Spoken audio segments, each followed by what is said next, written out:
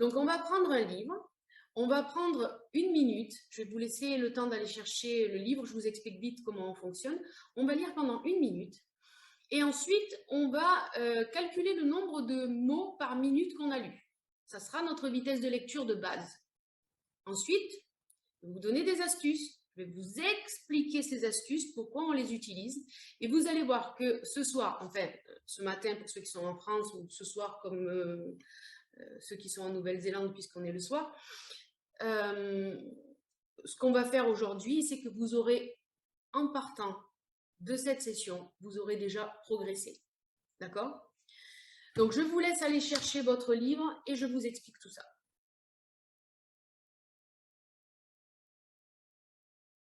Est-ce que tout le monde a son livre? Faites-moi des petits pouces là ou dites-moi, voilà, ok. Donc, on prend le livre, n'importe quelle page, peu importe, puisque là, on est là pour compter les mots, on n'est pas là pour... c'est juste un petit exercice, on ne va pas lire, d'accord, hop, Floriane, voilà. Donc, vous prenez votre livre, peu importe la page, où vous voulez. On va partir du premier mot. OK? Je vais lancer le chronomètre pendant 1 minute. Et une fois que le chronomètre est parti, vous vous mettez à lire. Normalement, n'essayez pas d'aller plus vite que d'habitude. N'essayez pas de trouver des astuces particulières. Vous lisez comme vous liriez habituellement. OK? Vous êtes tous prêts? On peut y aller? Alors, attention, top!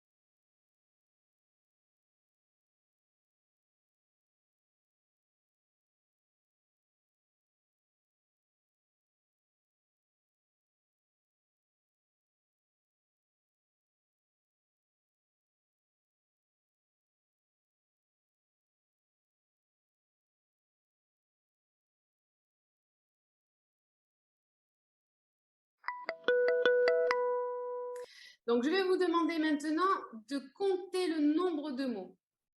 J'ai une petite question. Est-ce que les S apostrophes, L apostrophe comptent ou pas? Alors, tous les mots, les L apostrophes, les D apostrophes, les S apostrophes comptent pour un mot. Par contre, si par exemple il y a marqué grand-père avec un trait d'union, ça ne compte qu'un mot. D'accord. D'accord?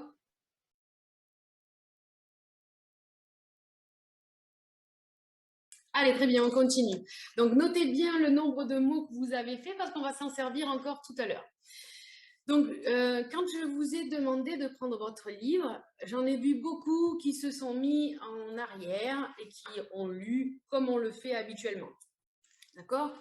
Donc, je vais vous donner quelques astuces pour que, aujourd'hui déjà, vous puissiez augmenter votre vitesse de lecture.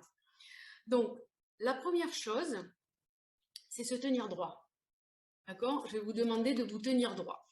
Quand vous allez lire, de ne pas être en arrière sur votre siège, mais d'être soit droit, soit légèrement en avant. OK? Je vous donnerai d'autres explications avec d'autres astuces quand on fera les cours, mais celle-là est très importante et je vous explique de suite après pourquoi. Ensuite, une fois que vous avez, que vous vous tenez droit, je vais vous demander de prendre avec vous ce qu'on appelle un guide visuel. Un guide visuel, ça va être soit un stylo, soit votre doigt. Alors, l'année dernière, on avait pris des baguettes et avec les écoles en Nouvelle-Calédonie, on avait même pris des baguettes blanches qu'on avait, sur lesquelles on avait dessiné. Vous pouvez prendre n'importe quoi, il faut que ce soit un guide visuel, c'est-à-dire, je vais vous expliquer pourquoi ensuite. Et ensuite, ce que je vais vous demander pour le prochain test, c'est d'incliner votre livre. Donc, c'est facile, hein, vous tenez, vous voyez, 2 doigts devant, 3 derrière, et on incline. Alors, pourquoi toutes ces astuces? La première, de se tenir droit, c'est que vous allez donner à votre cerveau une indication très très forte.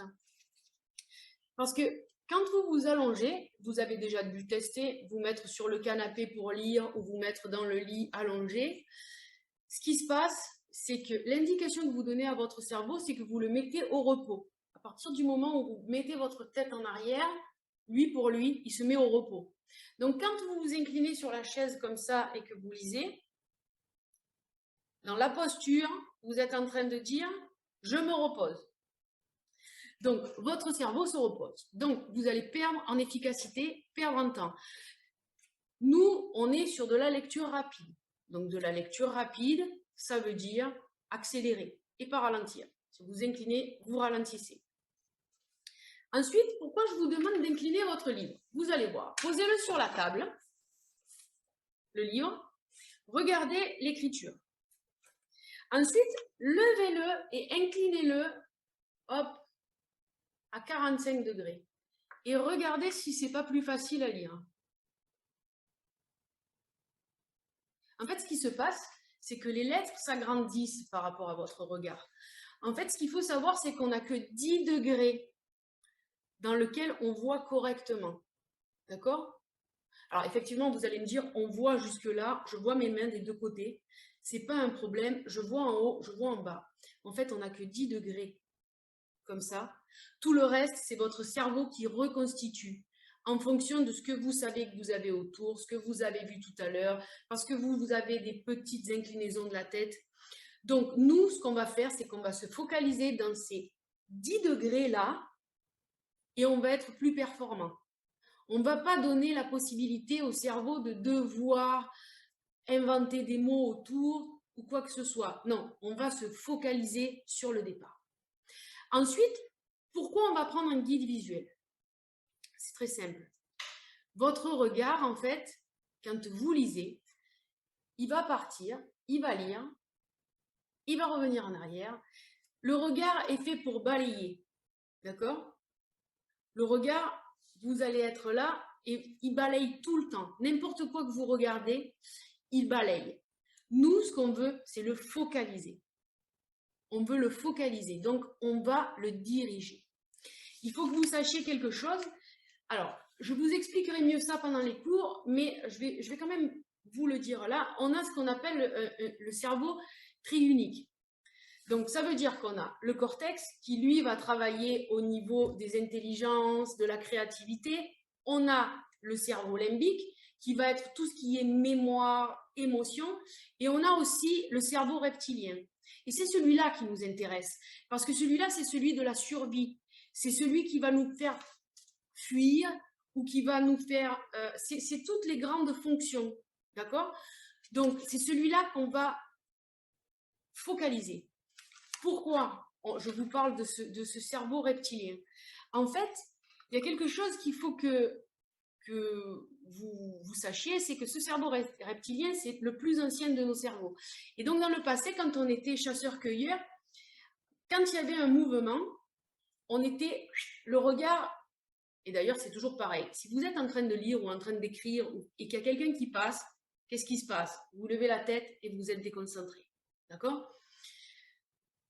Notre regard, il part. Parce qu'à l'époque, quand on était chasseur-cueilleur, notre regard, c'était hyper important qu'il focalise sur ce qui bougeait autour de nous. On avait deux hypothèses. Une hypothèse, c'était notre casse-croûte. Donc, il fallait qu'on soit efficace. Il fallait qu'on attaque. Donc, il fallait qu'on soit attentif et qu'on parte. Deuxième hypothèse, on était le casse-croûte. Donc là, c'est pareil. Il fallait vite partir, hein, on est bien d'accord. Donc là, on va se servir de ça et on va focaliser notre regard. Hop, j'admets, voilà.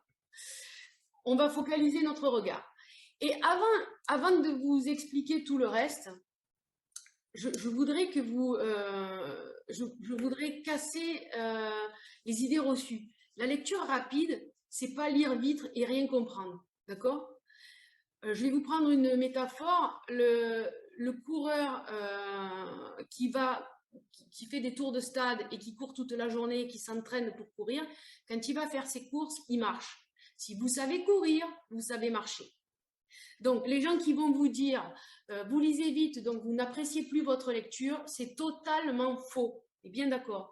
Parce que quand on accélère, on comprend mieux, on apprend mieux, c'est plus fluide, c'est plus efficace. Et tout ça, c'est par rapport à ce que je vous ai expliqué, c'est le cerveau reptilien qui agit. On est fait pour être dans la rapidité. On est fait pour être efficace dans la rapidité. Donc, la lecture rapide va vous permettre d'améliorer ça. D'accord ? Donc, on est fait pour réfléchir très vite et on va s'en servir. Notre guide visuel, alors moi je prends une baguette, mais comme je vous dis, vous pouvez prendre le doigt. Et même si à l'école, on vous a dit, maintenant tu es grand, tu enlèves le doigt, vous prenez votre doigt. Soyez efficace.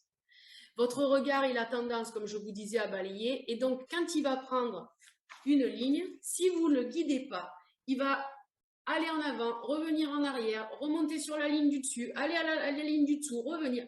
On perd des dixièmes de seconde, on perd en compréhension, on perd en efficacité. Donc, on prend le doigt, on prend la baguette, on prend un stylo et on suit. OK ?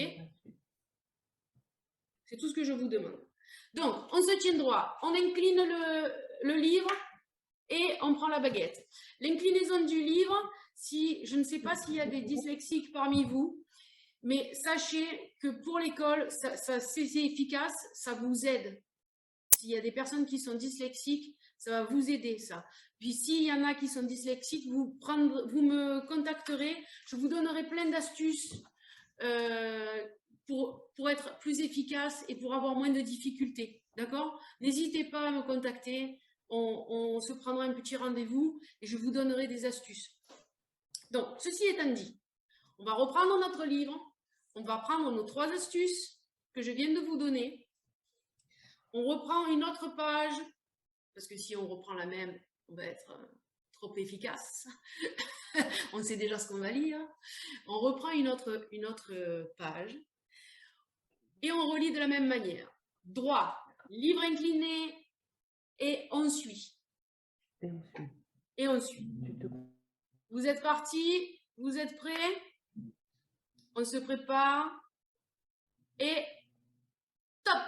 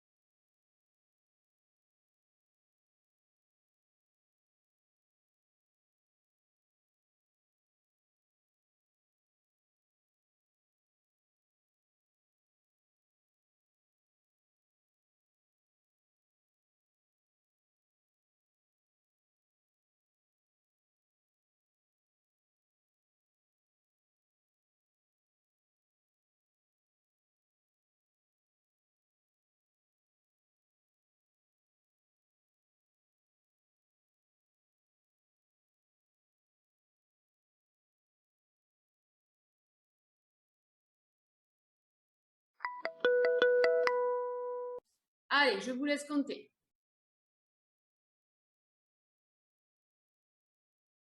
Quand vous me marquez vos nombres de mots par minute, là, marquez-moi votre premier et votre deuxième, qu'on fasse un peu, qu'on voie un peu la différence.